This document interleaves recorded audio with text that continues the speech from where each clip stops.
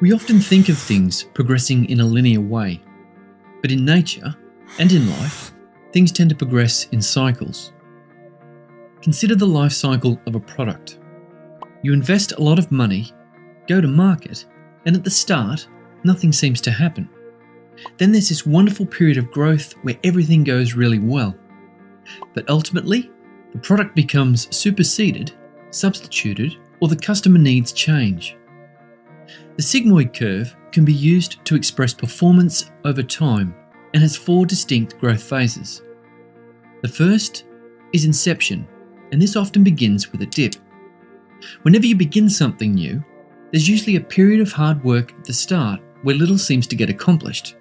You're doing all the right things, but with little tangible reward. It's like when you first go to market with a new product. No one's buying it because not enough people know about it. The second phase is growth, where things really start to move ahead quickly.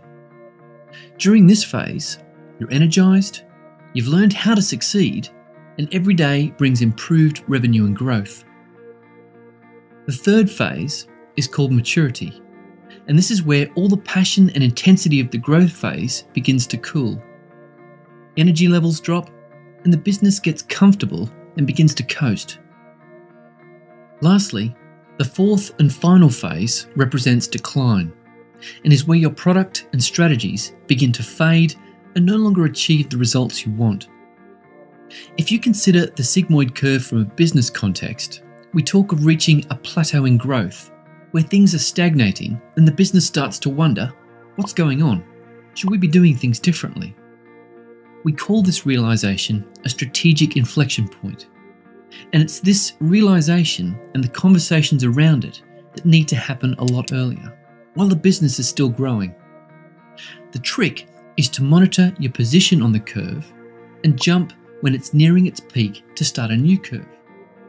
But even if you jump early enough, the business is still going to go through a period of great turmoil and uncertainty.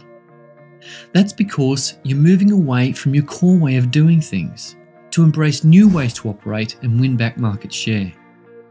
But the later you leave it, the harder it is and the longer the turmoil can extend.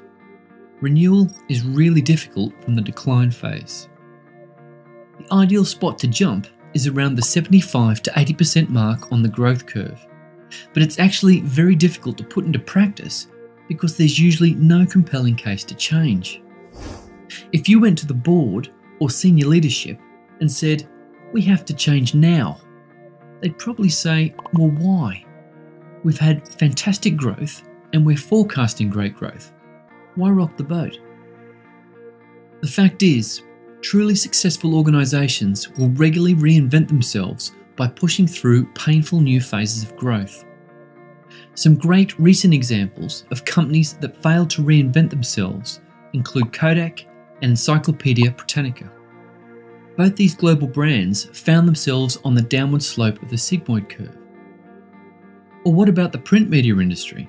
Big, established companies are having to move from print and go almost 100% digital to survive, which will be a tumultuous time for them and require a massive turnaround.